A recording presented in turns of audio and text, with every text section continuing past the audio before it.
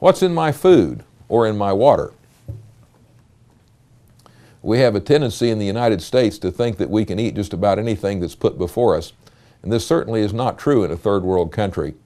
The number of things that you can get, diarrhea, traveler's diarrhea, is very common. You probably should have medication with you when you travel for traveler's diarrhea. Ask your doctor about something to take. At a minimum, you should have Pepto-Bismol and probably something like ciprofloxacin. Any vegetables, especially raw vegetables, can cause diarrhea. And remember, human fertilizer. We don't do this in the United States, but many foreign countries will pump out their septic tanks, dig out their outhouses, and put that directly onto their crops as fertilizer. And that's why you need to be very careful about eating vegetables. Parasites, tapeworm. Anytime you eat raw meat, you run the risk of getting a tapeworm. You can have, there's a beef tapeworm, there's a pork tapeworm. The longest tapeworm in the world is Diphyllobothrium latum. That's the fish tapeworm. It gets over 30 feet in length. You say, well, you know, maybe if I had a tapeworm, it'd help me lose some weight. I'm not really worried about having a tapeworm. They don't eat that much. But I want you to understand that if you have a tapeworm in your intestine, that is a problem as far as your nutrition, as far as your digestion. But as that tapeworm produces eggs, you can get the tapeworm eggs to become larvae in your blood and in cysts in all kinds of places, including your brain. And people do die from tapeworm cysts in their brain, and I've treated people with that in third world countries. So it's not just a simple matter of having a tapeworm in your intestine. You don't want to get tapeworm disease. And of course, trichinosis, that worm insists in your muscle. It's very painful, mimics arthritis a lot of times, and there's no cure for that. And then ascaris, once again, ascaris can produce cysts in your brain. You can die from that. Trichinosis, this is a nice slide of pig face feast. In Indonesia, they serve boiled pig face as a ceremonial dinner. And I've eaten 2 pig face feasts. It's really not bad, but you got to be sure that thing is well cooked. Hepatitis A. It's a food or waterborne illness.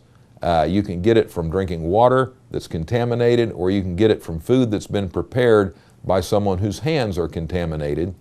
Hepatitis A is easily preventable with an injection. It actually takes 2 immunizations to prevent hepatitis A, but if you don't have time for the 2 immunizations and you're going to go immediately, get the first one, because the first one of this immunization prevents hepatitis A on a short-term basis. Many other immunizations are not that way, but this is one that you can get right up to before you leave and it'll still be effective. I recommend you get it a little further back than that though. Anesichiasis. This is a fluke about 2 centimeters or an inch or so long that you get from eating raw fish. It gets in your stomach, makes you very ill very quickly, sometimes within a matter of hours after eating the raw fish. And the treatment for it is for someone to go down your throat with an endoscope and remove the flukes endoscopically. That comes from eating poorly cooked fish. Now there's a very common dish in Central and South America and some other Asian countries as well.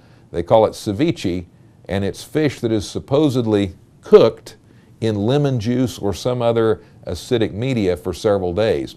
And the fish turns white and it looks and it tastes like cooked fish, but guess what? That doesn't kill anesichiasis. So you need to be careful about eating anything that's not well cooked. And then again, cholera. The cholera vibrios can live within any kind of seafood.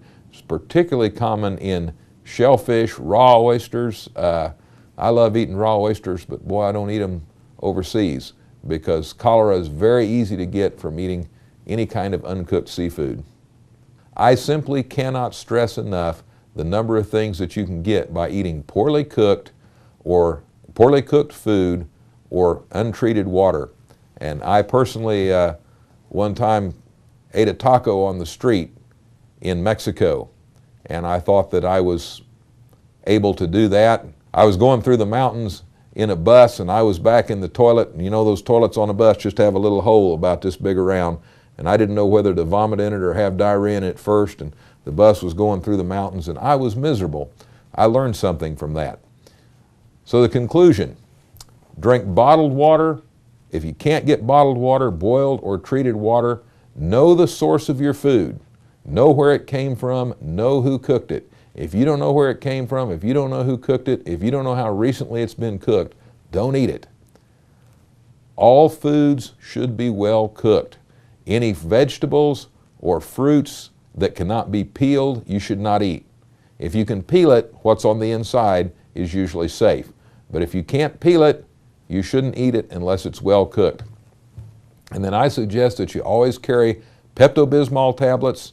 They're good quick treatment for traveler's diarrhea, and water treatment tablets or water treatment drops just in case you can't get purified water. I don't use them regularly, but I carry them just in case I need to. One more word about food. A lot of times you'll see American-type restaurants in third world countries. Maybe they'll have a Wendy's or maybe they'll have a McDonald's, and you go in there and you get a cheeseburger with lettuce on it. And you say, well, this must be safe, it's in McDonald's. I guarantee you the meat may have come from the United States, but that lettuce didn't come from the United States. It came from wherever you are. I would take the lettuce off. I wouldn't eat it. What's in a baby? Oh, babies are so cute, and it's so tempting to pick up and hold babies, and you know, it really will endear people to you if you play with their babies. But babies are a hotbed of disease. First of all, HIV, transmitted by body fluids. Well, what happens when you have a baby? You're going to encounter some body fluids. Now here's this cute little baby here, and he's just drooling all over that lady's hand. And if that baby were HIV positive and she had a cut on her hand, she could potentially be infected. Now saliva is a low infectious media, but it's possible. What about urine? Or what about the other things that come in diapers? Well, you know, babies do that sort of uncontrollably. If you have a cut on your skin, if you have an opening, it's an open door to HIV. So you need to be careful. Babies can be infected too. Hepatitis A, often mild or asymptomatic in children.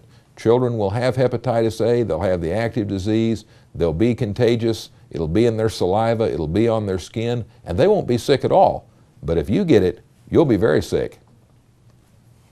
And a lot of the above mentioned diseases you can get from babies. What's the conclusion? Love those babies. Nothing you can do will endear you to the people around you, but protect yourself. Babies do carry disease.